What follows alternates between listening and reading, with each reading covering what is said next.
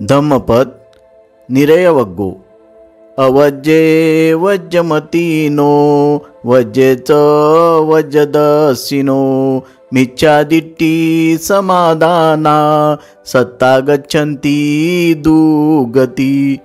अवर्जाला वर्ज मानणारे, वर्जात अवर्ज पाहणारे, मिथ्या दृष्टी धारण करणारे जीव दुर्गतीला जातात। वज्जंच वज्जतो नयत्वा अवज्जंच अवज्जतो समादिट्ठी समादाना सत्ता गच्छन्ती सुगती। वर्जाला वर्ज आणि अवर्जाला अवर्ज जाणून सम्यक दृष्टी धारण करणारे जीव सुगती पावतात।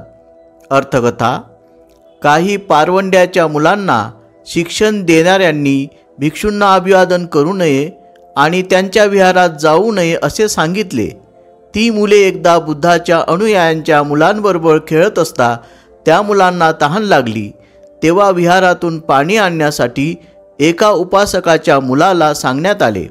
त्या मुलाने बुद्धांना ही गोष्ट सांगितली। तेव्हा बुद्धांनी त्याला सर्व मुलांना विहारात घेऊन येण्यास सांगितले। त्या मुलांचे पाणी पिणे झाल्यानंतर बुद्धांनी त्यांना धम्मावर एक प्रवचन दिले आणि ती मुले त्यांचे अनुयायी झाली। त्या मुलांनी बुद्धांचे अनुयायीत्व स्वीकारले। हे त्या मुलांच्या पालकांना प्रथम आवडले नाही। नंतर ते बुद्धांकडे आल्यावर तेही बुद्धांचे अनुयायी झाले। त्या प्रसंगी बुद्धांनी वरील गाथा उच्चारल्या।